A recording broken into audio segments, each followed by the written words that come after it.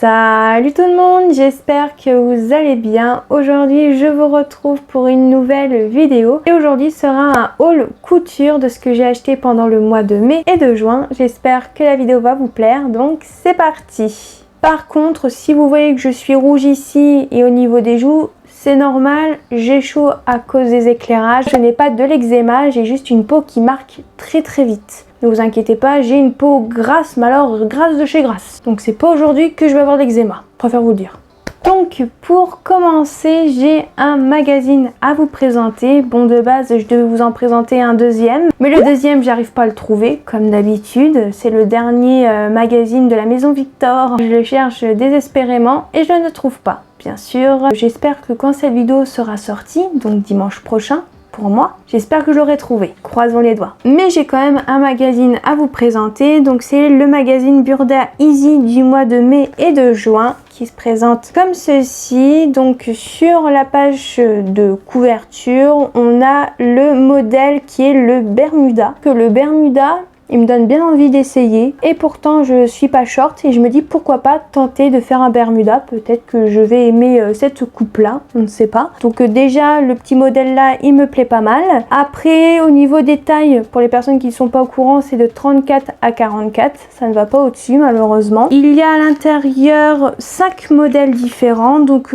on a le Bermuda, donc short, Bermuda ou un pantalon.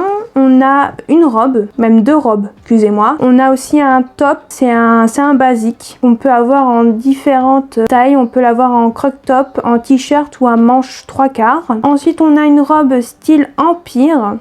J'ai l'impression que c'est un peu comme une robe un peu en cache-cœur, j'ai l'impression. Et pour terminer, on a une petite veste courte et élégante avec des poches plaquées et un léger col. Je trouve aussi plutôt pas mal aussi cette petite veste. Et il y a aussi un autre patron, mais c'est pour réaliser une ceinture. Alors je sais pas comment ils appellent la ceinture là, je vais vous dire. Vous avez le patron d'une ceinture large, ils appellent ça comme ça je crois. Vous avez le patron inclus à l'intérieur et ça je trouve ça super bien. Et puis je trouve que ça fait une jolie ceinture pour les jupes. Donc pour les personnes que ça intéresse, vous avez aussi le patron de ce DIY pour faire cette ceinture. Donc en soi ça fait au total 5 modèles à l'intérieur si on compte la ceinture. Et vraiment je trouve que les modèles à l'intérieur sont vraiment très jolis. Mais je vais pas vous mentir que j'ai comme hâte de découvrir celui du mois de juillet-août quand même. J'ai toujours hâte d'avoir le prochain. Il sort que début juillet et là à l'heure où je filme, on est fin juin. Donc il n'est pas encore sorti malheureusement, mais j'ai vraiment hâte. J'ai vraiment hâte de voir les modèles dans le prochain Burda Easy. Et pour le prix, ce magazine coûte 7,20 €. Maintenant je vais passer aux achats que j'ai effectués à Mondial Tissu. Donc j'ai 2 tissus, des aiguilles et un truc élastique. Donc je vais commencer par le truc élastique. En fait tout simplement j'ai acheté de la laminette à Mondial Tissu. Donc la laminette à Mondial Tissu au mètre coûte 49 centimes le mètre, donc j'ai pris 10 mètres. En soi ça m'a coûté 4,90 €. Bien sûr on peut trouver de la laminette moins chère sur le site Mercerie Extra, je suis au courant, merci. Mais au moment où j'avais besoin de la laminette, j'en avais besoin vraiment tout de suite. Je me suis dit 49 centimes le mètre à Mondial Tissu, nickel, vas-y j'y vais, je fonce, on est d'accord. Donc j'en ai pris 10 mètres. Bien sûr entre temps j'en ai utilisé pour la robe Candice que j'ai fait pour ma maman. Donc bien sûr là actuellement il y a plus 10 mètres, on est d'accord. Tout simplement j'ai acheté de la laminette. Ensuite à Mondial Tissu je me suis racheté des aiguilles doubles de la marque Classe. Donc j'ai acheté une aiguille double de 4 mm en bourron. Ensuite j'ai acheté une aiguille double stretch de 4 mm, toujours de la même marque. Et en 4 mm je me suis racheté encore un bourron. Je pensais que j'en avais pris qu'un, mais non j'en ai pris 2.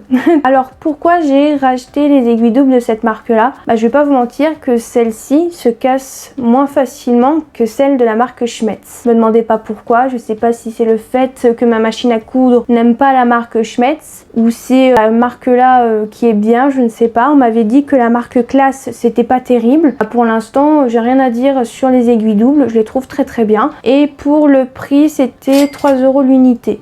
Et maintenant je vais passer aux 2 tissus que je me suis acheté. Donc c'est 2 tissus que j'ai achetés pour mon devoir du tome 9 et du tome 10. Donc pour le premier tissu, bon là je vais vous montrer une chute, je suis vraiment désolée, je les ai déjà utilisés. Donc en fait j'avais acheté 2 mètres de ce tissu de popeline de coton, comme ceci, fleuri, qui est vraiment très joli comme vous pouvez le voir. Et je l'ai utilisé pour faire une jupe évasée. Alors au niveau du prix au mètre, si je dis pas de bêtises, je crois que c'était 9 € et quelques. Je n'ai plus le prix en tête, mais je crois que c'était 9 €. Et vraiment il est très beau, je suis vraiment très contente de ce tissu. Et pour terminer, j'ai pris ce tissu wax, toujours un mondial tissu. Pour ce tissu, j'ai pris 1,50 m pour faire une jupe droite. Il est vraiment super joli, c'est la première fois que j'achète un tissu wax et je le trouve vraiment magnifique. Et celui-ci m'a coûté 16,99 € le mètre. Ensuite, je vais passer aux achats que j'ai fait sur Amazon. Donc en premier, je me suis racheté un lot de 50 petites pinces en plastique comme ceci, parce que en fait je me suis rendu compte que je n'avais pas un lot de 100 pinces en plastique mais que 50, parce qu'un jour j'étais en train de faire un vêtement et je me dis mais j'ai pas beaucoup de pinces, il m'en reste plus des masses, c'est normal, et pourtant j'en ai 100, et en fait pas du tout, j'en avais que 50. Donc c'est normal que les pinces, quand on fait un vêtement, ça part entre guillemets vite, on va dire comme ça, quand on épingle un vêtement. Donc je me suis dit la prochaine fois que je passe une commande sur Amazon, je m'achète des petites pinces. C'est ce que j'ai fait, donc ça m'a coûté 7,59 € si je dis pas de bêtises. Si je me suis trompée, bien sûr, je vous mettrai le bon prix quelque part dans la vidéo. Et j'aime vraiment les petites pinces comme ça, c'est vraiment super pratique, surtout quand on coud du tissu extensible. Et pour terminer, je me suis acheté ça sur Amazon. Alors vous allez vous dire qu'est-ce que c'est? Et bien tout simplement c'est des petits tubes avec des bâtons qui va me permettre tout simplement de retourner les petits ouvrages. Vous savez, quand on doit faire des bretelles pour les vêtements, ou même des bretelles pour d'autres trucs, ou pour faire des accessoires, etc. À chaque fois on doit retourner ces petits tuyaux, on va dire comme ça. Et c'est vrai que quand on les fait à la main, c'est hyper chiant et c'est hyper long. Et j'avais entendu parler du retour biais, vous savez, c'est une grande tige avec un truc rond au bout. Et à ce qui paraît, j'ai entendu comme quoi c'était pas terrible et que c'était pas très fiable. Et je suis tombée sur ça sur Amazon et j'ai vu les commentaires et c'était que du positif. Donc je me suis dit, je vais acheter ça. Bon, ça coûtait un peu plus cher que le retour biais, mais bon, en soi, si c'est meilleur que le retour biais, je vais pas chercher par 4 chemins. Ça a coûté 9 € et quelques, pratiquement 10 €. Vous avez différentes tailles, vous avez 3 tailles différentes, vous avez une taille S, L et M. C'est de la marque Prime. J'ai pas encore testé, comme vous pouvez le voir, c'est encore emballé parce que j'ai reçu ça hier. Mais j'ai hâte de tester. Ensuite, je vais vous montrer les achats que j'ai effectués à Action. Alors, à Action, j'ai acheté des trucs pour la couture, mais quand vous allez voir les trucs que je vais vous montrer, vous allez vous dire, mais c'est pas pour la couture de base. Donc le premier achat que j'ai effectué, c'est surtout 2 achats que j'ai fait, c'est des pinceaux à maquillage. Vous allez me dire, mais il est où le thème de la couture là-dedans? Donc je vous explique. En fait, j'utilise des pinceaux à maquillage pour nettoyer mes machines. Donc ma machine à coudre ou ma surjeteuse. Parce que je trouve que les petits pinceaux qui nous sont fournis avec les machines, c'est beaucoup trop petit. Niveau longueur, largeur, tout ce que vous voulez, c'est vraiment pas le plus pratique du monde pour nettoyer nos machines correctement. Et je me suis dit, un jour, faut que je m'achète des plus petits pinceaux parce que je me suis acheté un gros pinceau pour nettoyer mes machines, mais aussi pour faire la poussière parce que j'ai plein de figurines. Et c'est vraiment très pratique. Et je me suis dit, un jour, faut vraiment que je m'achète des petits pinceaux pour nettoyer vraiment les petits recoins dans la machine à coudre ou dans la surjeteuse. Donc je me suis acheté ces 2 petits pinceaux qui coûtent vraiment que dalle, je vais pas vous mentir. Un pinceau comme ça m'a coûté 74 centimes, même pas 1 € pour vous dire, et même celui-là, le même prix. En soi, j'ai acheté les deux, j'en ai pas eu pour 2 € à peu près, ou 2 € ou moins de 2 €. Et vraiment, j'ai testé hier, j'ai nettoyé ma machine à coudre avec ces 2 pinceaux là. Et ça a été un bonheur de nettoyer avec. Vraiment, si vous galérez à nettoyer correctement vos machines, n'hésitez pas à essayer avec des petits pinceaux à maquillage que vous n'avez jamais utilisés. Mais sinon, vous pouvez aller faire un tour vite fait à Action et acheter des petits pinceaux comme moi à maquillage. Ça fait très bien l'affaire et c'est super pratique, vraiment. Qui aurait cru? Et pour terminer dans mes achats à Action, j'ai acheté... C'est de pire en pire, Léo, là, on est d'accord. J'ai acheté 2 rouleaux de papier cadeau. craft comme ça avec des petits cœurs blancs. Alors vous allez vous dire pourquoi elle a acheté des papiers cadeaux? C'est pour emballer des cadeaux? Bah pas du tout.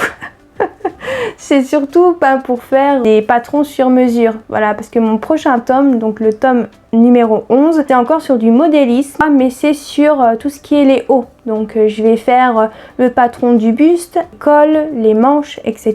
Et pour le devoir du tome 9, je devais faire une jupe et je devais faire le patron. Et vu que je n'avais pas de papier cartonné ou du carton un peu cartonné, etc., je me suis dit je vais utiliser du papier cadeau craft que j'avais à la maison. Et ça a fait l'affaire. Ça a bien fonctionné, c'est très résistant, c'est nickel. Donc je me suis dit tiens, pourquoi pas en racheter. Et puis un rouleau comme ça coûte 79 centimes. Donc en soi, je me suis dit bah ça coûte moins cher qu'un rouleau de papier pour reporter le patron de la marque Prime par exemple qui coûte 7 €. Donc je me suis dit voilà, pour faire du modélisme, ça fera très bien l'affaire. Bon, j'ai juste des petits cœurs en plus. Après j'aurais préféré un neutre, mais voilà, et avec ça, et c'était le plus neutre de ce qu'il y avait à Action, et ça fera très bien l'affaire pour mon prochain devoir. Donc voilà pourquoi j'ai acheté 2 rouleaux de papier cadeau craft. Et pour terminer, je me suis payé une formation en ligne. Alors non à distance, hein, en ligne, hein, pas la même chose.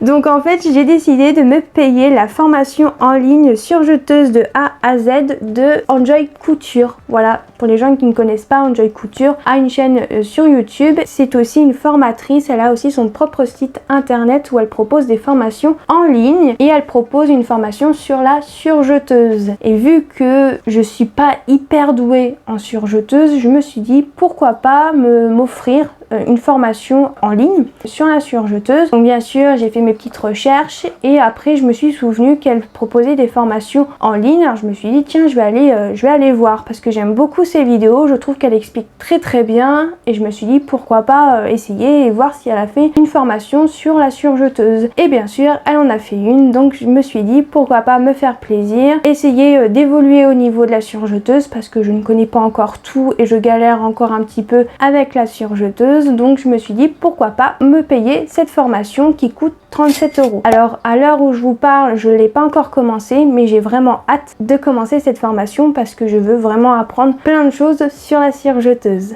Et voilà tout le monde, j'espère que cette vidéo haul vous aura plu. N'hésitez pas à aimer, à commenter et à activer la petite cloche. Et je vous dis à la prochaine!